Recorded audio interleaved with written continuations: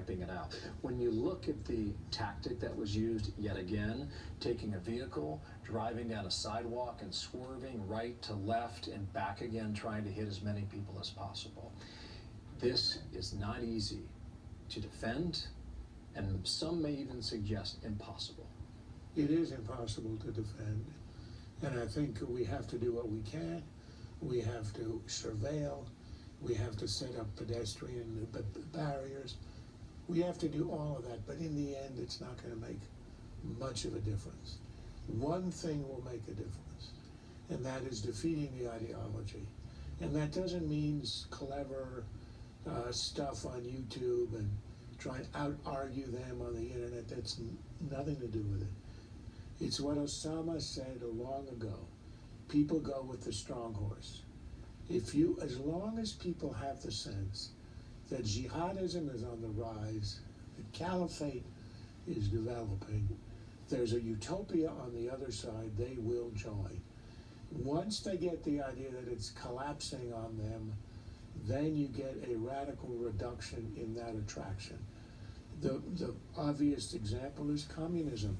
There was a lot of communists in Latin America, the middle of Europe, everywhere, and the heyday of communism. It got wiped out. It lost its home base. It lost its ideology, and there's almost none of it around the world. The key battle here is Raqqa. ISIS has been defeated in Mosul.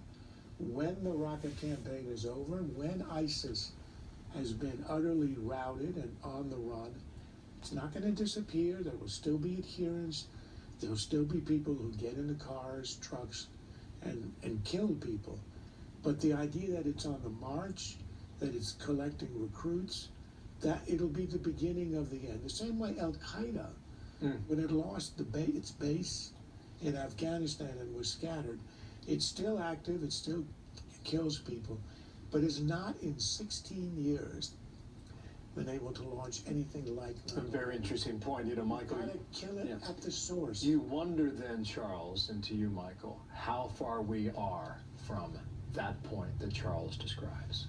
Well, we're a ways from that point, I think. And I take Charles's point, but I would say there is a scenario where we take the territory from ISIS, but it becomes an insurgency in Iraq, much like the one George W. Bush had to authorize a major and controversial troop surge to quash. The Iraqis would not be able to put down a major insurgency on their own at this point. And remember, that insurgency was flourishing and was a propaganda boon for Al-Qaeda in the 2000s. So the pessimistic take on what you're saying, which may be the right answer, is that even having lost territory, having lost the caliphate, ISIS will become more of a free-floating insurgency in the Iraq-Syria region that will continue to produce all kinds of propaganda, victories, and videos that will continue to be a recruiting tool.